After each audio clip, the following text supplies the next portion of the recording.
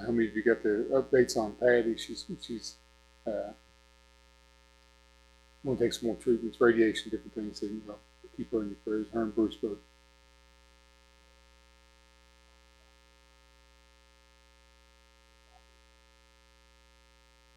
What did you say back? Yeah.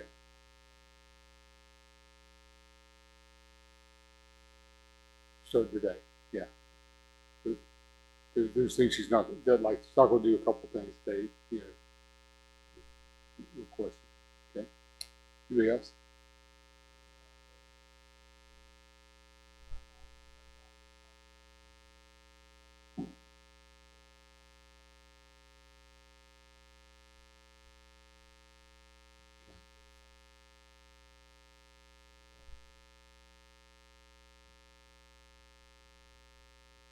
Anybody else? Anybody unspoken requests that we want to pray about? Not mentioned out loud. Okay, let's go, Lord, and pray. The Heavenly Father, thank you for the opportunity to be in your house, Lord. I pray your blessing and all that we say and do that will bring honor and glory to you. I pray you bless each one of the requests, for our lost family and friends to be saved, for comfort to be given to those who've lost a loved one. I pray for those that are going through some major health issues, Lord. And we know the end result for all of us is heaven when we're saved. And as our family, church family, goes through trials, I pray you'll give them grace and help them see your will and know your will and accomplish all that you have them to accomplish while they're here. And I pray you'll use us as a church family that we will accomplish your will. And blessing our services tonight and the teaching of your word and blessing the classes in the back. And thank you for the ones that have gotten saved recently. I pray you'll bless those families. In Jesus' name we ask. Amen. All right, anybody got testimony? Got testimony. God's blessed you in some way. You can't wait to get out and tell everybody about what God's done for you. Something special. Going once, going twice.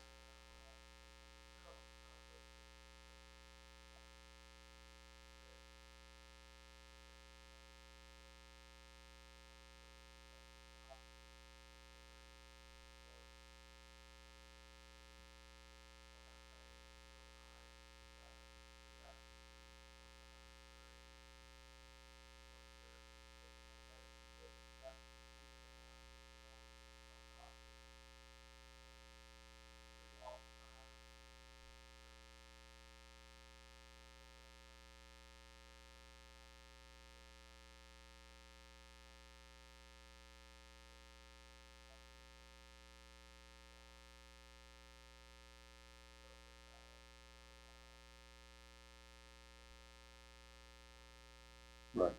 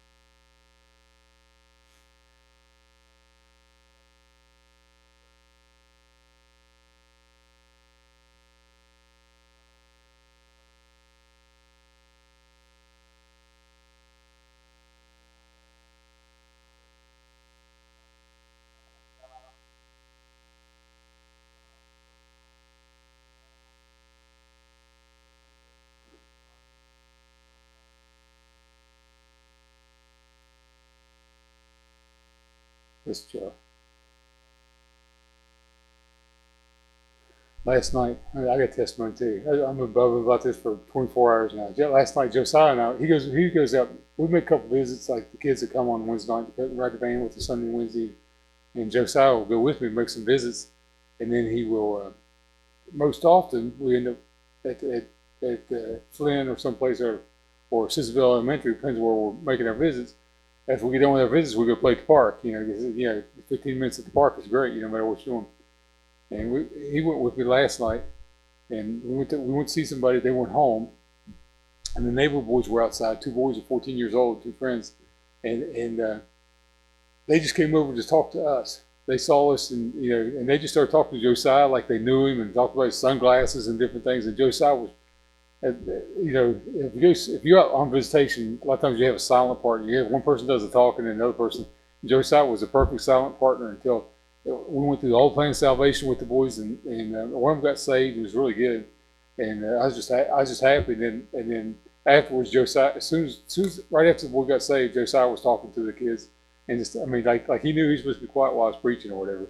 And then he started talking again, and we had a great time. Then we went to visit some other kids, some that we never met, and he got to play with them while I got to witness to the dad a little bit. So we had a great time at visitation. I think, how often would we say, I'd go talk to that guy, he's probably not going to listen to me, right? Just like Moses, when God sent Moses to go set his children free down in Egypt, he said, they're not going to listen to me. Why would they listen to me? And a lot of times we have that in our mind. We see somebody and we think, that guy's not going to listen to me. Well, the second house, the last house we went to, Josiah was playing with the kids in the yard, and the dad who lives next door, they were both out on the porch talking to me. And the one who left, but the father that stayed there, or whose house we were at, he was just tickled. He thanked me 10 times just for coming by. Thanked me for maybe he's trying to get me to leave. I don't know. Thanks for coming. I don't know. But really, I mean, he was really appreciative that, because his grandson comes. His grandson comes here when he's here. He comes. His grandson got saved just a couple weeks ago too. So it's pray for those families. But it was just a blessing to go out.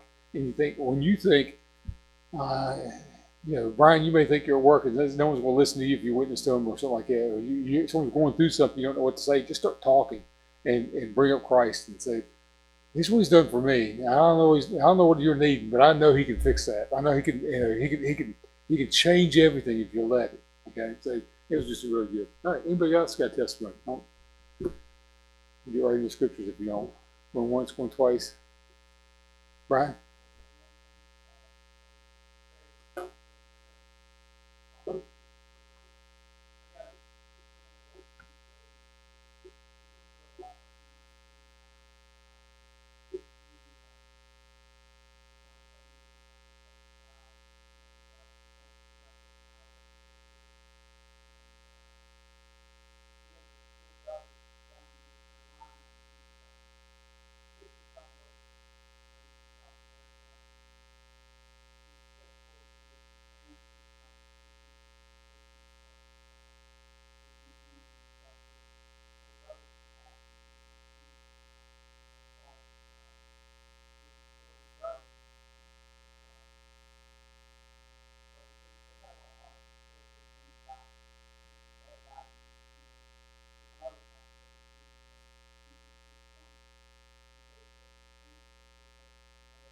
Yeah.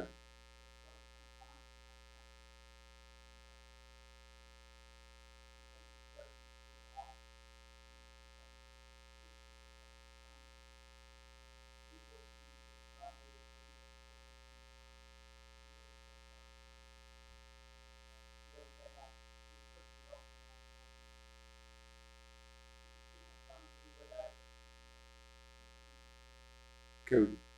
Okay. Okay. Anyone else?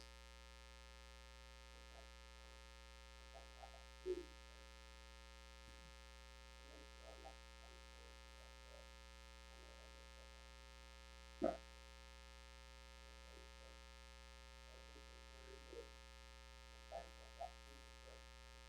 Right.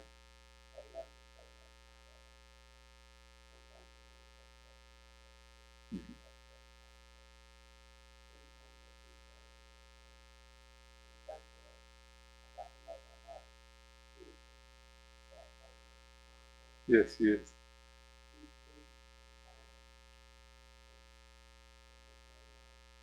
Yes, he is. We get. Anybody else? All right. 2 Kings.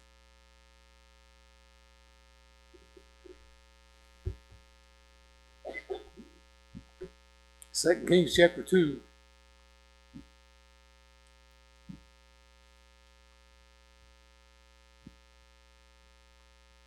We'll read several verses. Tell part of the story and then read some verses. 2 Kings chapter 2. Let's see. Rob, could you go get that door?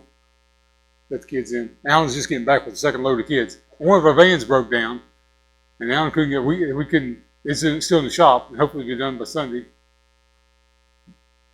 Okay. Let's get them in class. Your class is that way, right? You in Rebecca's class? Yep. You had to go get the second load.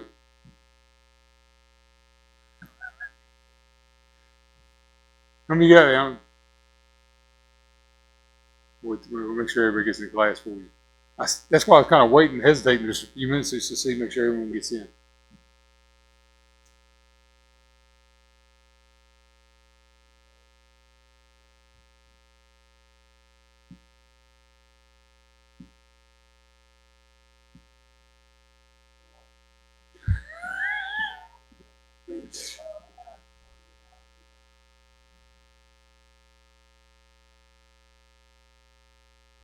Go your class that way, okay? Yeah. You know where your class is? Okay.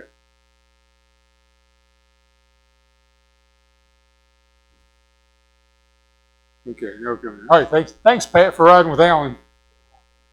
Thanks, Alan, for going to pick up kids twice. Okay. Hopefully, we have the other van fixed by Sunday because they let start at 6 o'clock. So that's an hour and 25 minutes dropping off kids. So anybody wants to take kids home tonight, we'll just put them in your car. No, I'm just kidding. We'll get them all home. Okay. Second Kings chapter 2. Okay. Look at that verse 11. We'll read verse 11 and we'll skip back and read some other verses in just a minute. 2 Kings chapter 2, verse 11. It came to pass as they still went on and talked, that behold, there appeared a chariot of fire and horses of fire, and parted them both asunder. And Elijah went up by a whirlwind into heaven. Stop reading right there. Look this way. Okay, so I'm going to review kind of the story. Elijah is going to go to heaven. Everybody knows it. He goes back. Last week we talked about the fact that everybody, all the prophets knew it. Elijah knew it. Elisha knew it. And Elijah anointed Elisha, like a servant to him, a younger preacher. He anointed him to be preacher in his stead, or to be the prophet. And so people watch them as they go down to the river. And Elijah takes his mantle, his outer jacket, and he smacks the river, and the waters depart, and they walk across on dry ground. They get to the other side, and a whirlwind comes down between Elijah and Elisha and takes Elijah up into heaven. And Elisha is left there by himself. He picks up the mantle or the outer garment.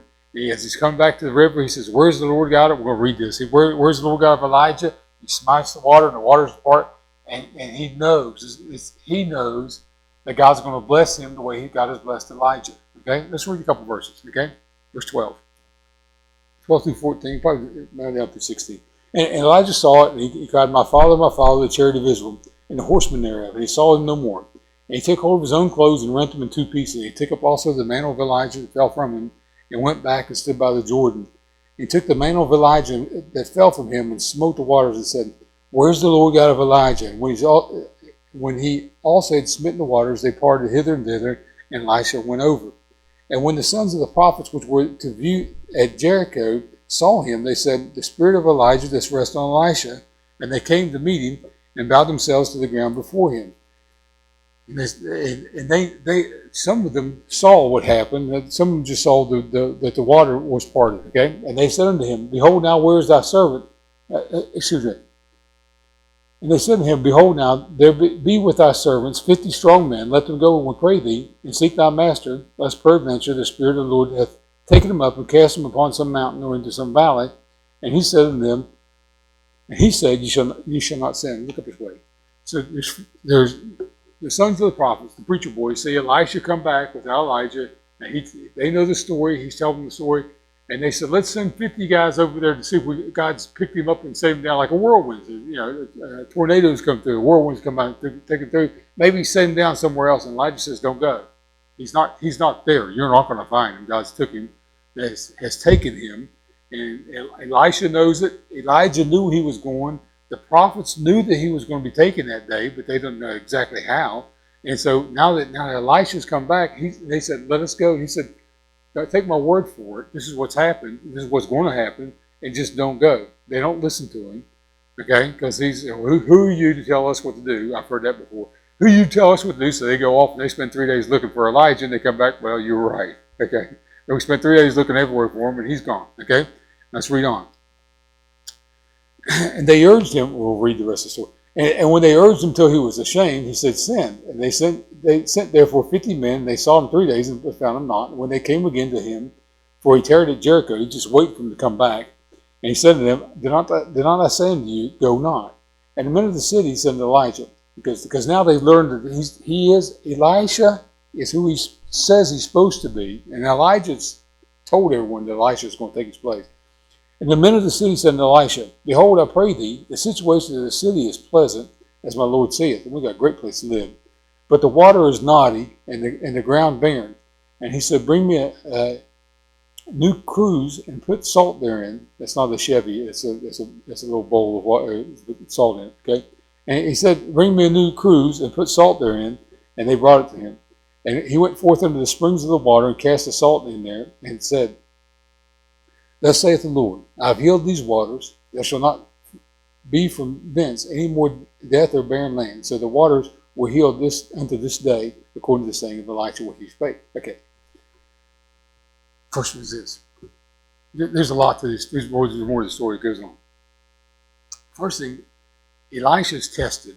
Okay, he knows what Elijah said, but he's tested as soon as he comes back to the river. Okay, and he has the man on his hand. He said, that's what he said. Which preacher said? So he smites the water just to see, and the water's part. Okay, so first thing that happens in everybody's life is you get tested. I don't care as a parent, as a leader at work, any position at church. One time his best friend from college. She went to one church and another church, and the two churches combined their forces to make one church. And so they had this program where this group of teachers is going to teach their Sunday school classes for 3 months, and then they time like this, and then this group of teachers will teach it for a few months, and then they'll kind of bounce back and forth, let the kids go. And so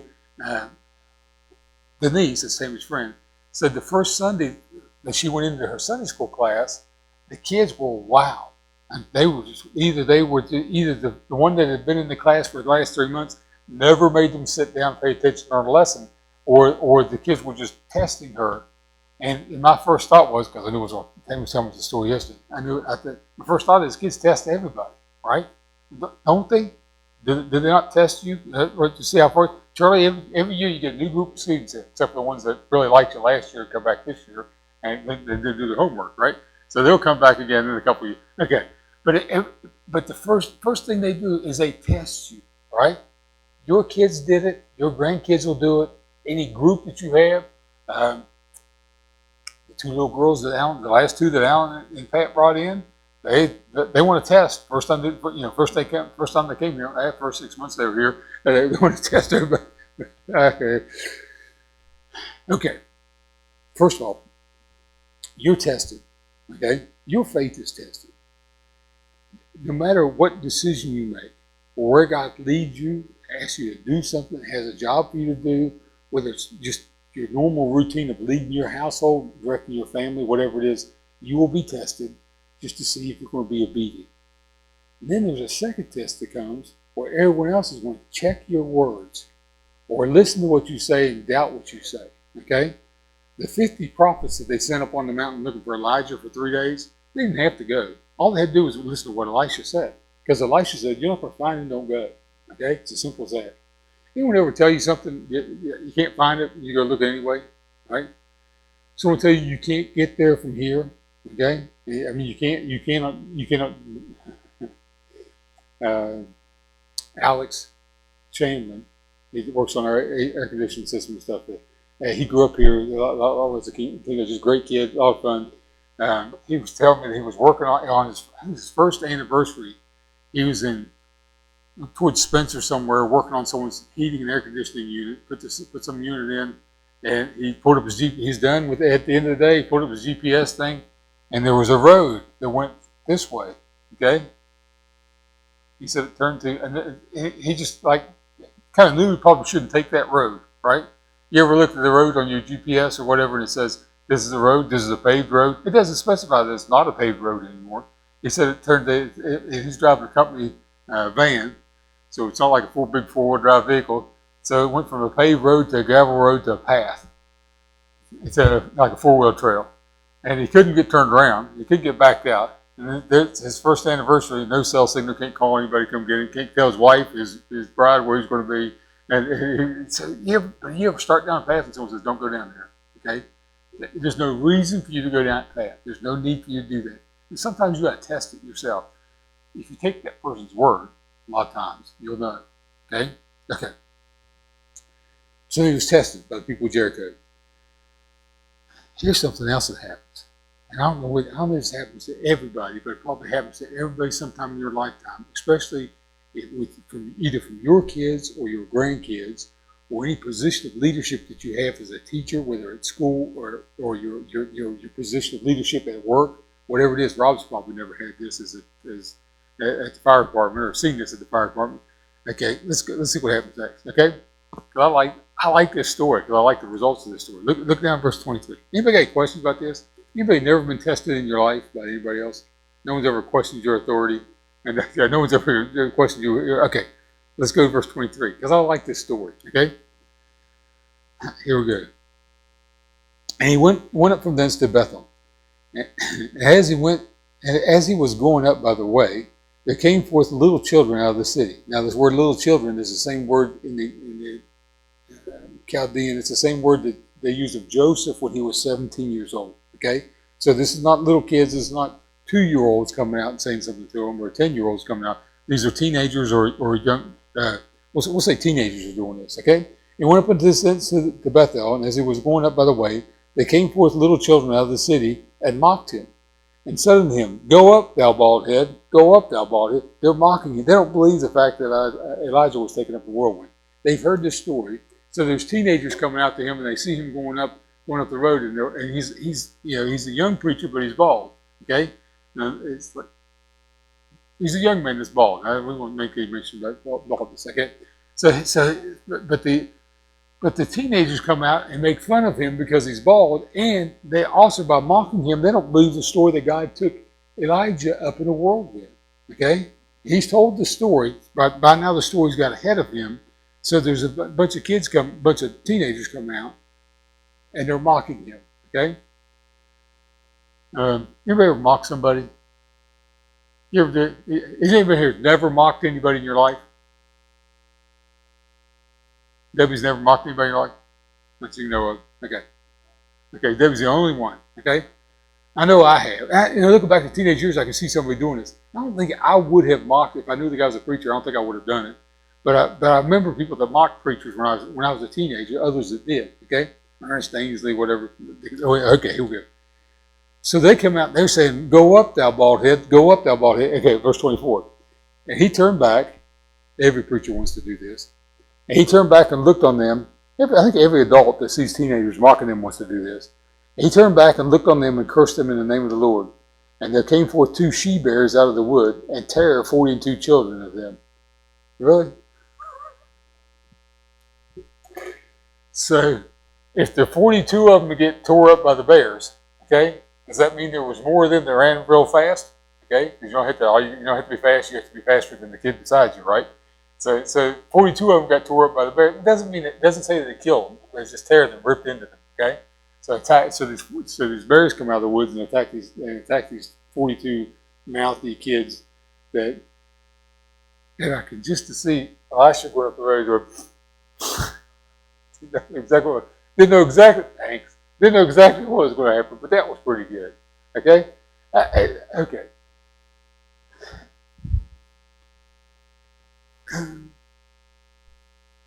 You ever see something happen to somebody and you think, man, that was good? Okay. Right? Oh, the person that deserved it got it, right? Does that happen? That happens occasionally, right? And sometimes it's, I got to pick the stories that I could tell. Okay. I can pick the stories that other people have told publicly that I can repeat. Okay. Kit Cunningham, probably everybody here knows him. He used to come to church here from several years ago. Okay. I believe this happened when he was a teenager, from his version of the story. But he was, apparently, he doesn't seem like a mouthy guy, but he said when he was a teenager, he was a mouthy guy. And he said there was a guy that stopped at I think it's Husson's or Geno's, one of these places out here, and he saw that guy. He pulled up and he jumped right in that guy's face and wanted to go at it. Because Kent was wanting to fight with this guy for some reason, but Kent was being the aggressive person. He said, next thing I knew, I woke up 15 minutes later. The people looking at me. He said, I had no idea what happened. And you can imagine anybody, all the Geno's workers or anybody else in there getting the pizza, see this kid come up and start yelling at somebody and get knocked out. And you think, yeah, that's pretty good. Okay? Is that justice? Is that pretty good? Once in a while, you see that happen. Okay? So, a couple statements. Every person is tested. Okay? Two reasons we're tested. One is for ourselves, so that we know when we take the mantle and smack the ground, God's going to answer our prayers. Okay? Smack the water. God answers our prayers. Okay? God answers your prayer with Michelle the other night with our fever was 103. Right? God allows us to be tested a lot of times just to increase our faith. Right? Sometimes it's to prove to himself that you will do what he asks you to do. But a lot of times it's just for you to see God is with me. He answers these prayers. Okay? So you're tested. So you'll know his will. Well, maybe really just so you'll know him better. Sometimes you're tested, though, just for others' sake. Just like your word is tested. And a lot of times when your word is tested, it's just so other people, if you're honest with everything you say, when you're tested, when your word is doubted or it's tested, it always comes out. Okay? And just be true to what you know is to be right. Okay? Be true to scriptures, be true to what God says, and be true to your convictions, what are right and wrong, and stick with them because in the long run it always comes out. And there's always going to be people who mock you. Okay? That's the next thing. There's always people who I just don't believe it. Okay? I mentioned the guy that I witnessed to last night that Josiah at this man's house. When I first got there, I thought this guy's not going to want to speak to me. Okay, that's just my first thought. He's not going to. Here we go. And I'm getting papers out of the truck. I'm holding papers out there, trying to get Josiah unbuckled, and you got the paper about the car thing, and trying to get Josiah out. And the man, first thing he did was walk in his house when he saw me. Okay, oh man, he's leaving or getting a gun, one of the two. And so, that happens. They know I'm a preacher. Okay. When your word gets tested, a lot of times it's because other people will need to know the truth. Okay? They spent 3 days looking for Elijah. They didn't have to. A lot of times people go through all kinds of stuff because they don't believe what you say. Okay? A lot of people. God answers prayers for us. It's not that is God on our side or are we on God's side. Of course, Scripture's more on God's side. We're doing what he wants us to do. He answers prayers for us. And a lot of times the test is, okay, why don't you just listen? Okay? This is the last part of this lesson. It's maybe the biggest part I want to get to. You ever test somebody else? You ever question somebody else? Okay. Marcia, with the new workers that you've had come in work for your mom, to serve with your mom, he's needed. It's getting called out. It's not a choking hazard this time. It's getting called out. But when you get a new person that comes in, you almost want to test them, right? Check. You do the credit reference, not a credit reference. You do the criminal background check before they came into the house or whatever they're working for, before they come in to work for your mom. But once they prove themselves, you ever take them off the trial, right? Charlie, when you're the new group of kids come into the school year, first you got to kind of set them in order and get things started, get them rolling, and you kind of doubt who they are or what they're going to, which one's going to be obedient, listen, or do their work or whatever. Well, but once they go through the trial period, you ever take them off trial and say, I know he's going to do right no matter what I say, right? What I do, if I turn my back, he's not going to be throwing something at the board. I know, or throwing it past the note. I know he's going to be doing what he's supposed to be doing. Okay. Workers are this way, your family's this way, your parents are this way. And a lot of people, they never take anybody off trial. Okay? I know people have done this for years. This employee comes in. This employee proves himself for a year. Okay, they put them on a 90-day trial period or whatever when they come in. They're going to keep them after so many days, right? So they prove themselves, but the people never take them off trial. Okay, and always questioning, always questioning, always questioning, always questioning, and this person never feels like they can put both feet down. You may know somebody like that. Okay, there's people that I've known a situation like this. A man married a woman that had children. The children had him on trial. Okay, I mean, the children that came with the wife, her first marriage, children had him on trial. Okay, after a while, he's like, "Is the trial over? At what point do I get to prove? At what time? At one point, you're going to trust me. Okay, either you're going to trust me, or you're not going to trust me. Okay." There's people that I know that others have kept them on trial for 10 years. Whether it's family, business, church, whatever, they never take the microscope off of them. There's other keep people on trial for 40 years, their entire life. They never trust that person. Even if that person trusts them, it's proven himself time and time again, they never take them off the trial. There's world governments. I know recently the president wanted to meet with the leaders of Afghanistan, whatever. And someone said, during the Russia thing 40 years ago, they said, "Well, trust but verify," right? That was the words that they used. Well, with these people, you got to verify and then maybe eventually trust them, but you really don't ever want to trust them, okay? You never want to trust them because they're not supposed to. You're not supposed to. World government's that way.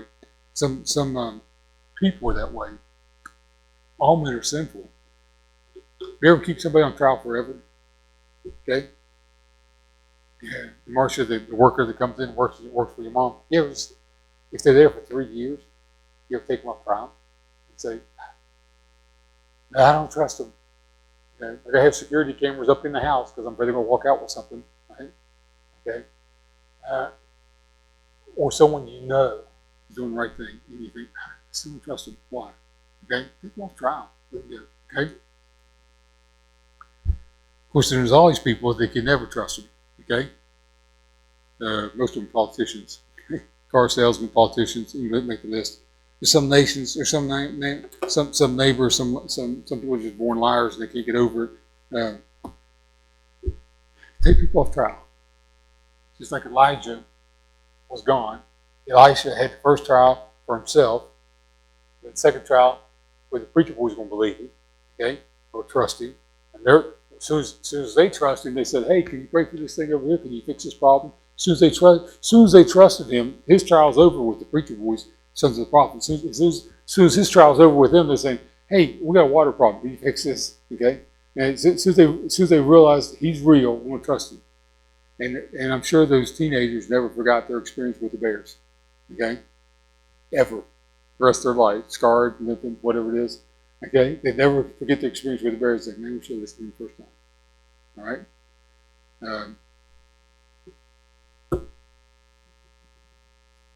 Prayer request was made for someone tonight that I can go back 10 years in history and say, "I wish you to listen to me then. I wish you to trust me then." Okay. And as a kid, I said, "I wish you to trust me 10 years ago, or 5 years ago, and done what I said you should do, or listened." Okay, but they're always putting everybody on trial. The prayer request made for somebody not. They never take anybody off trial their entire life. They can't trust anybody by choice. Okay, right. Any comments, questions?